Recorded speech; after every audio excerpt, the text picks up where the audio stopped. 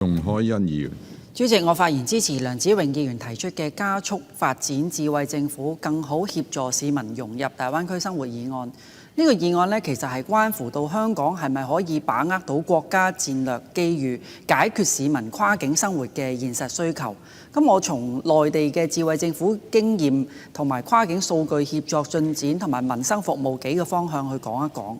咁有關於內地智慧政府嘅經驗呢，其實內地響推進數字政府建設呢，已經係取得系統性嘅成果。廣東省響2018年亦都啟動數字政府改革，整合咗社保、醫療、交通等40個部門嘅數據，建成全省統一嘅政務雲平台。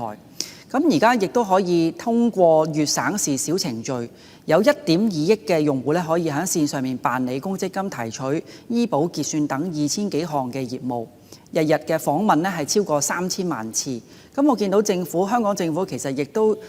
有一個跨境通辦嘅服務啦，係香港跨境通辦嘅服務，亦都係連接咗香港嘅智方便，令到可以係連接到粵省市嘅小程序。咁呢個我係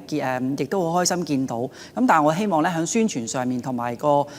用法同埋喺個成效上面可以再提高。咁我亦都見到咧深圳市響 I 深圳 APP 即係程序啦，集中咗提供全市8000幾個服務。咁我亦都希望咧我哋智方便咧可以係連接到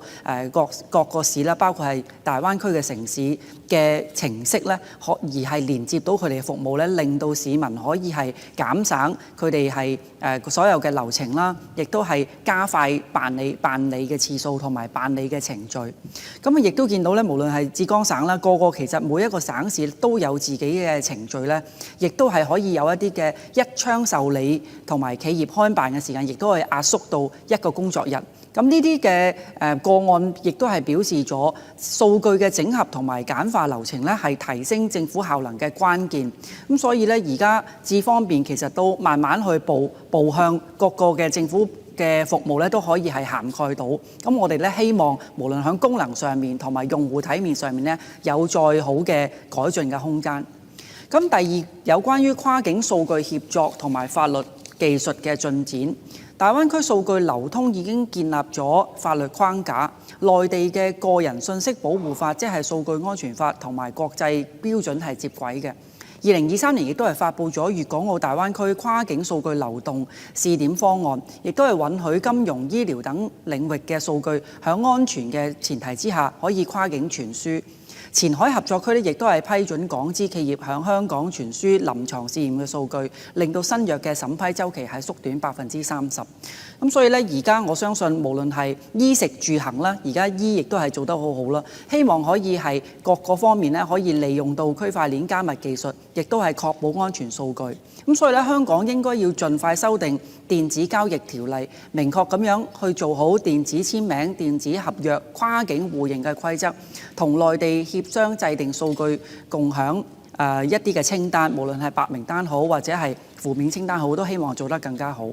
咁有關於民生服務同埋優化方向啦，咁我認為跨境生活便利化係要聚焦響需求嘅。咁有關於支付嗰方面，其實大家無論響微信啊、支付寶等等都係用得唔錯，但係都係有好多嘅商戶咧未係加入呢啲嘅結算同埋呢啲嘅支付嘅基礎啦。咁所以咧，希望嚟緊點樣去實現大灣區跨境零售支付全覆蓋咧？希望政府再大力推進。咁我亦都見到咧，香港嘅八達通卡其實亦都係有兩地可以用得到㗎啦。而家亦都係一卡可以兩地通，亦都可以用到唔同嘅有關於公共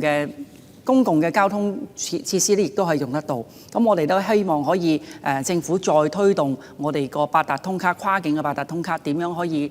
多啲嘅商戶或者係咪零售商都可以用得到，令到就算冇微信支付或者冇支付寶嘅朋友咧，都可以利用八達通卡可以買到嘢購物到。咁我哋希望咧，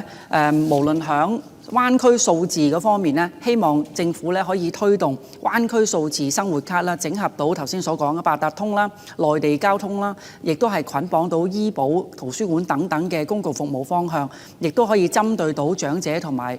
弱勢社群，俾到佢哋可以享受到民政事務或者係各個嘅大灣區嘅服務專窗咧，提供線下嘅代辦服務。咁所以咧，希望政府係大力推動，令到大家感受到一國兩制嘅發展紅利。